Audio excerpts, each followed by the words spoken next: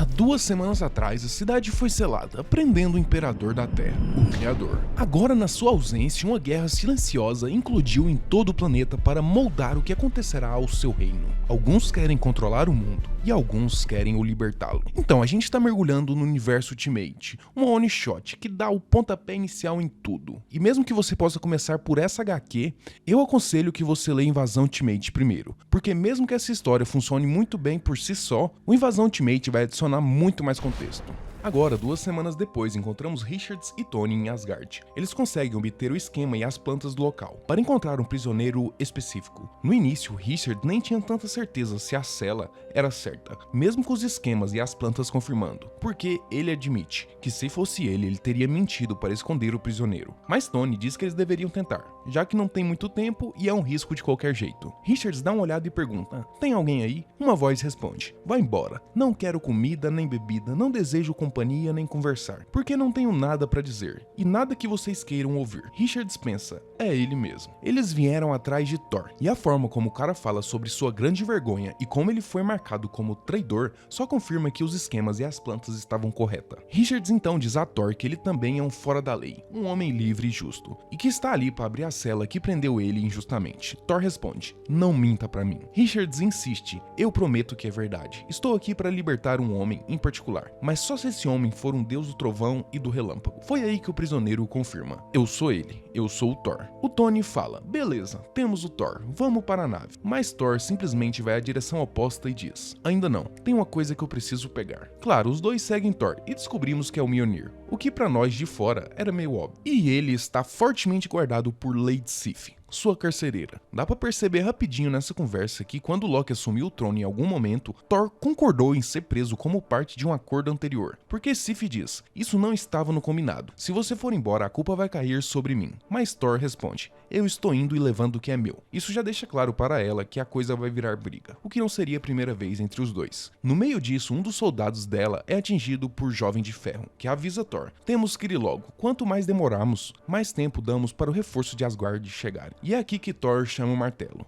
E pra ser sincero, na primeira vez que li essa parte, fiquei com algumas dúvidas, mas gostei que elas foram respondidas ao longo da cena. Porque vemos Thor simplesmente pegar o martelo de volta e ter aquele melhorada de Asgardiano. Eu pensei, por que ele não fez isso antes, dentro da cela?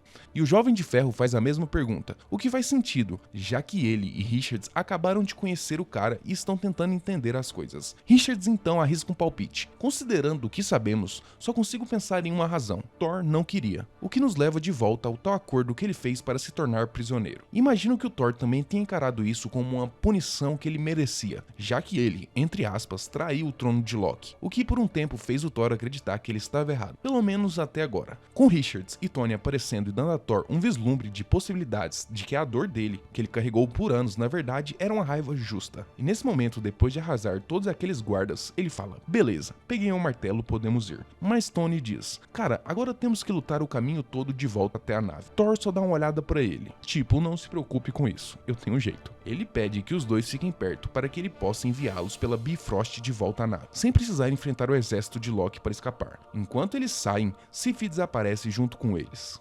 Logo depois, pulamos no tempo e descobrimos que eles voltaram para a Torre Stark, onde mostram para Thor o Capitão América, que vimos eles resgatarem no final do Invasão Ultimate. Então eles explicam para Thor que o Capitão é como eles, um herói de uma era que foi apagada. Porém, no caso dele, o tempo de onde ele veio era muito menos corrompido. Thor então fala, afaste-se, ele deve ser libertado assim como eu fui. Mas Tony e Richards responde, calma, não é tão simples assim, porque tirar o Capitão América do gelo é um processo complicado. Mesmo que os arquivos do criador tenham detalhes excessivos, ainda há partes desse processo que são risco. Richards menciona que eles poderiam acelerar isso substituindo o sangue do capitão, mas os arquivos dizem que seus poderes vêm de algo chamado soro do super soldado, que concluem que deve ser uma modificação baseada no sangue. Então eles precisam descobrir as peças que faltam antes de tentar libertá-lo, ou podem acabar matando ele no processo. Ouvindo isso, Thor pergunta se o capitão pode ouvi-los. Tony diz que não sabe, mas ele deverá recuperar totalmente a consciência até que eles estejam mais avançados. Thor então fala: se você pode nos ouvir,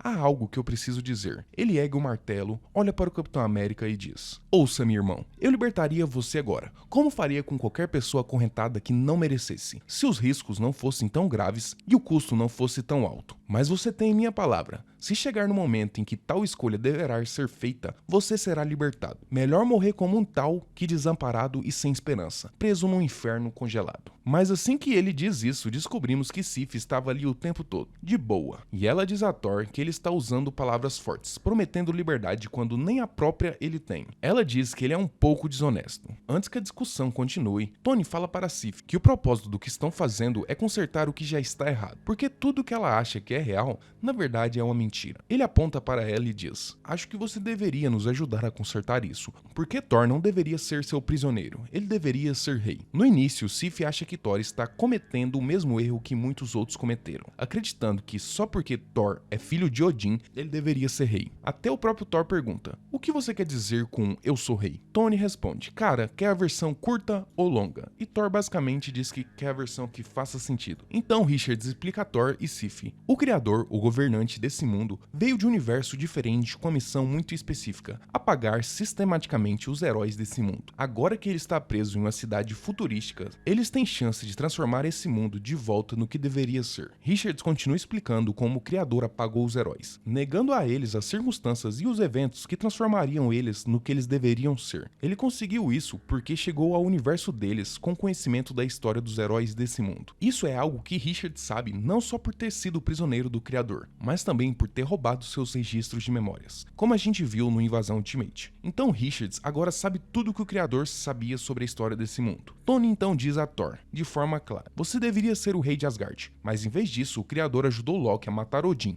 e roubar seu direito de nascença, arruinando seu futuro, e não só o meu, mas o de muitos outros, como todos nós. E isso para Thor confirma ainda mais a dor que ele carregou por anos. Não era uma fraqueza ou uma falha, mas sim uma raiva justificada. Então o Tony pergunta se ele vai ajudar. Thor diz que sim, que está com eles. Mas quando o Tony faz a mesma pergunta para Sif, ela mais ou menos diz que vai acompanhar eles para ver no que dá. A partir daqui, Richards mostra a eles um layout de vários repositórios localizados no castelo do criador, que contém itens que se veriam como catalisador para muitos dos heróis que foram desfeitos.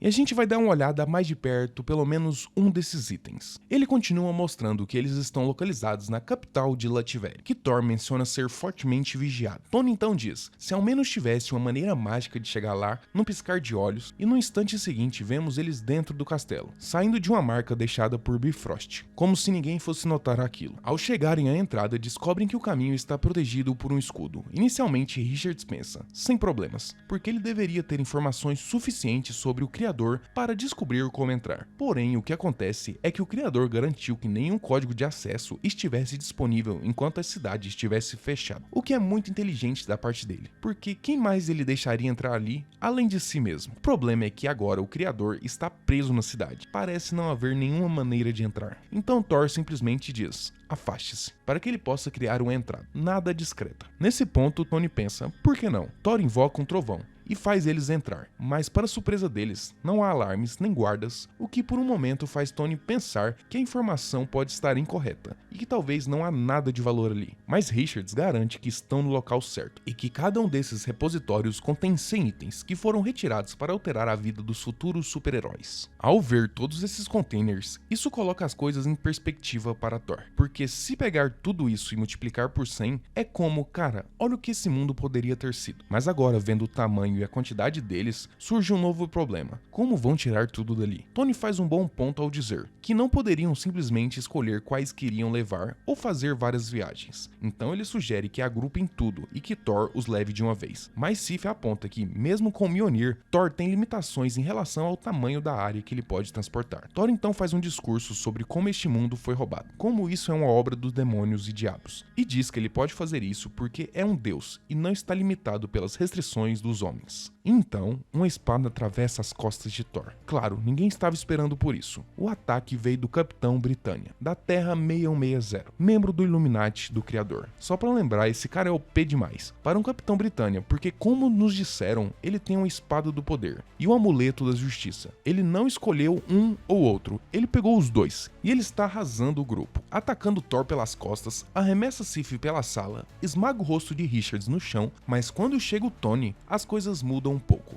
Tony diz: eu sei quem é você e o que vocês, governantes secretos do mundo, fizeram. Isso vai acabar. O Capitão Britânia pergunta: quem vai acabar com isso? Você? Enquanto corta o capacete de Tony, revelando o seu rosto. O Capitão Britânia então diz: ah, eu conheço esse rosto. Tony responde: quero que você se lembre dele. E coloca a mão no olho do Capitão Britânia, dando repulsor a queima-roupa. Quando ele volta para ver Thor, pergunta: você pode nos tirar daqui? Thor ferido responde que sim. E isso leva eles de volta para a Torre Stark. Assim que chegam, Tony ativa os protocolos de emergência, algo que deixa um pouco nervoso, já que ele nunca fez isso antes. Até a Sif expressa preocupação, dizendo que Thor é seu prisioneiro e que ele não pode morrer sob sua vigilância. Mas dá pra perceber que ela está mais convencida da verdade agora, depois de tudo o que aconteceu. A partir daqui vemos uma automação levantar Thor e começar o trabalho nele. Eu imagino que vai ser um traje biomecânico, igual do Thor da Terra 1610. Originalmente aquele Thor era um cara comum, que pensava ser humano por anos. Mas esse traje biomecânico trouxe de volta memórias de eras atrás, de sua vida como Thor, o que no início fez as pessoas pensarem que ele estava louco. Mas depois de vários exames e ressonância magnética, provou que essas memórias eram verdadeiras. Com o tempo, esse traje, que na verdade era uma couraça, um cinto e eventualmente um martelo, passou por várias revisões do Dr. Brian e Tony Stark, evoluindo com o tempo para incluir recursos como voo, invulnerabilidade limitada, um motor de teletransporte, e eu imagino que o novo traje do Thor Ultimate provavelmente terá algumas similaridades, embora ainda a gente não pode expressar exatamente quais. Nesse caso, como as automações foram projetadas por Howard Stark e Tony está ajustando e modificando para Thor,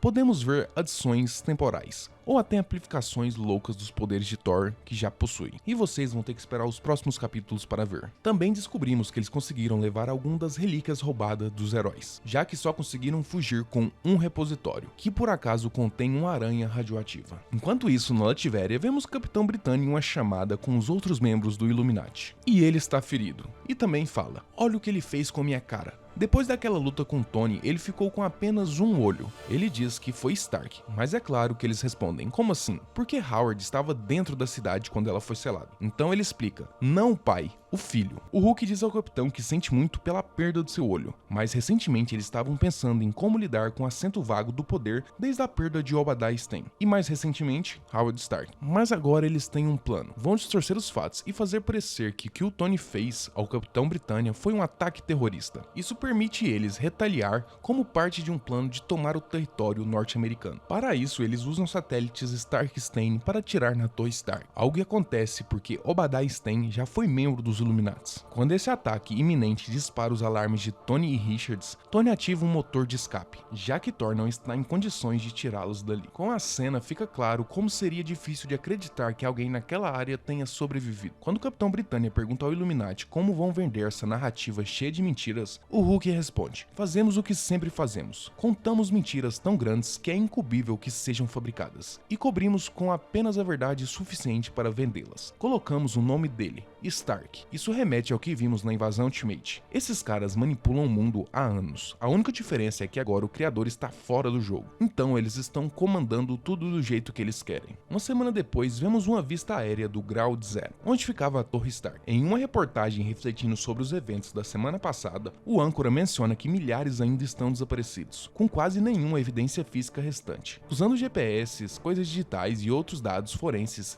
criaram uma lista de nomes possíveis de vítimas da área. Entre os nomes que aparecem na tela estão May Parker, Emily Osborn, Norma Osborn, que terão papéis muito importantes nas próximas edições da Ultimate. A reportagem também mostra como esses eventos não se limitaram apenas aos Estados Unidos. Por um momento vemos imagens de um carro colidindo explosivamente com a bicicleta nas ruas, e em outras áreas, apagões. Novamente, não é só os Illuminati criando essa situação e mentindo sobre elas. há um fragmento de verdade misturado, o que deixa curioso saber quem ou o que pode ter sido revelado nas imagens borradas. Quanto ao plano dos Illuminati de culpar Tony Stark pelo ataque e o caos, a estratégia é que as pessoas acreditem, e pela reportagem está funcionando. A última coisa que ouvimos antes do programa acabar é: por que esses adolescentes cometeriam esse ato terrível? Alguns sugerem que foi pela morte recente do seu pai e padrinho. Outros acham que foi loucura simplesmente. Continuaremos buscando respostas, mas acreditamos que Tony Stark estava na explosão, e é seguro assumir que ele também pereceu. E é possível que a gente nunca saiba o porquê. Então Tony agora é um inimigo público número 1.